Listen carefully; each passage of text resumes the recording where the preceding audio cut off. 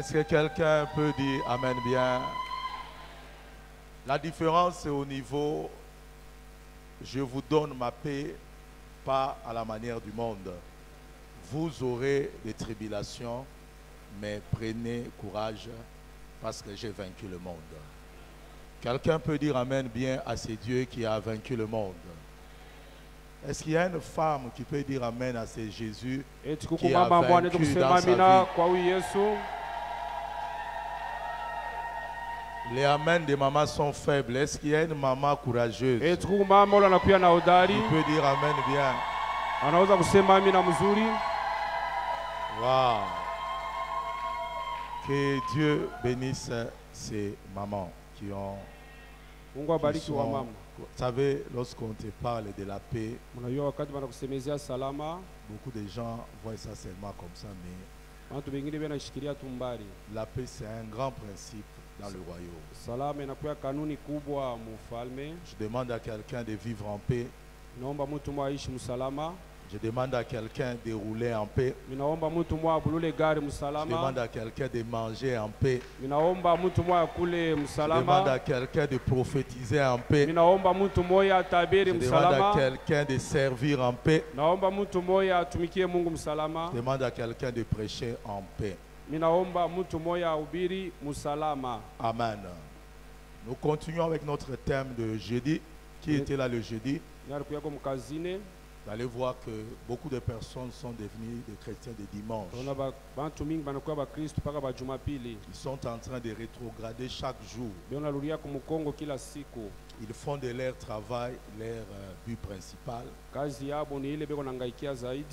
tremblent devant leur travail. Mais ils ne tremblent pas devant celui qui leur donne le travail et qui leur garantisse l'avenir du travail. Ephésiens 5, verset 15.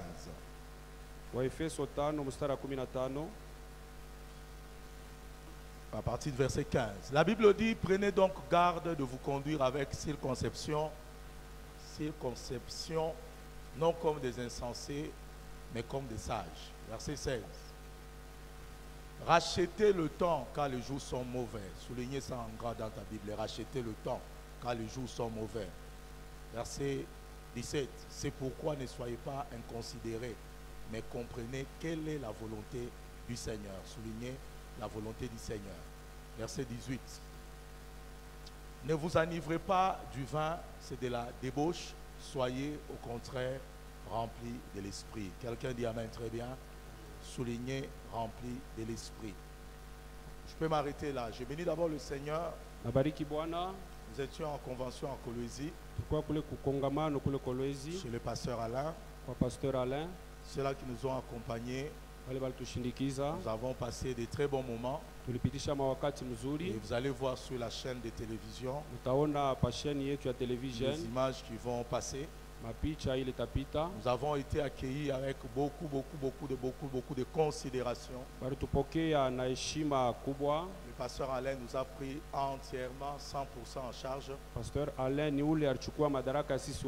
a payé les billets. Nous a logé dans un hôtel là, il fallait payer au-delà de $300 par jour. Il nous a nourris et on a vraiment été bénis.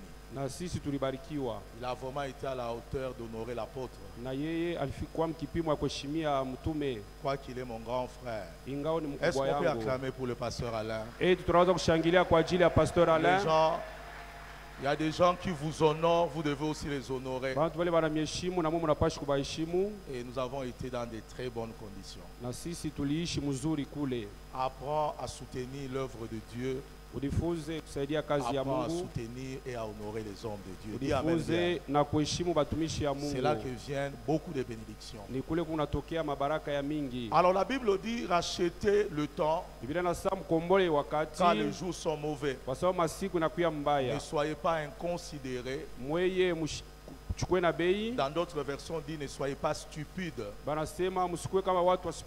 Bible n'insulte pas. Dans d'autres versions, on dit ne sois pas sans intelligence. Tu dois comprendre le temps Unapaswa kuelewa wakati. Dans d'autres versions, on dit encore ceci. Matafsiri ingine banasema. Lorsqu'on dit racheter le temps, Wakati banasema mkomboe on veut wakati. dire fais bon usage de ton temps. Banasema tumikisha mzuri wakati yako. Car les jours sont mauvais. Kwa sababu masiku inakuya mubaya. Bien aimé, réellement les jours sont mauvais. Wapendwa, hakika masiku kumubaya. Le monde devient de plus en plus méchant. Dunia watu wanakuwa na roho mbaya zaidi. De plus en plus la société change. Na watu wanakuwa na tabia mbaya Et c'est zaidi. très important ce que je suis en train de dire. Inakuwa lazima hii kunasema. J'ai commencé la réflexion avec le Seigneur Nilianza mafikiri pamoja na Bwana pendant que je regardais le news wakati naanza kufuata mahabari. et j'ai regardé comment tout ce qui se passe en Israël, Niliangalia vile vyote vinapitikana mwinchi ya Israeli. comment les choses sont difficiles, Vile maisha yanakuwa ya magumu. la guerre entre Israël et Hamas. Vita katikati ya Israeli na Masiki. Et j'ai commencé à réfléchir. Nilianza kufikiri Israël est l'horloge du monde. Israeli kule tukunaonea wakati ya dunia hii. La dernière fois, mes enfants m'ont dit, toi tu as montré seulement Israël, tu n'as pas montré l'Est du Congo. Watoto wangu walisema unaonesha paka mambo yanapitikana ku Israeli, hapana kule ku kaskazini ya Kongo. Je vais les répondre maintenant. Mitabajibu sasa hapa. Parce que Israël Israeli est l'horloge du monde. yakuna tonesha saa ile tuiko mdunia. Le Congo n'est pas l'horloge du monde. Kongo ayoneshe vile dunia Pas ikunapitia par wakati. méchanceté. Hapana kupitia paka roho Ça mbaya. signifie tous les événements du monde. Mambo yote yanapitikana mdunia. Nous pouvons les lire qu'au travers de la nation d'Israël. Tunaweza kuitambua kupitia C'est taifa pourquoi Israeli. la Bible dit toutes les nations seront bénies en cette nation. Biblia inasema taifa yote tabarikiwa kupitia Et ce qui Israeli. fait que tout ce qui touche le Congo Mambo yote unafikia Kongo ne peut pas influencer le monde entier. haiwezi kuvuta dunia yote Mais ce qui mzima. se passe en Israël, Lakini vile vinapitikana les Israeli. Américains vont s'intéresser à la minute qui suit. Waamerika batangalia ile mambo. Les gens de la Russie vont s'intéresser. Wakaji wa Murusia nao Parce batangalia ile qu'ils ont eu mambo. un privilège de la part de Dieu. Kwa sababu mambo yanaangalia watu wote. Mais la vérité, c'est que ça ne peut pas nous laisser indifférents. Ukweli ni kusema inabidi na sisi kokote ange yetu. Et le Seigneur me disait Na Bwana alianza kunyonyesha que le monde a changé déjà. dunia inesha Nous kubadilika. sommes passés à une autre phase. Tunaenda musemu ingine. Vous n'allez pas voir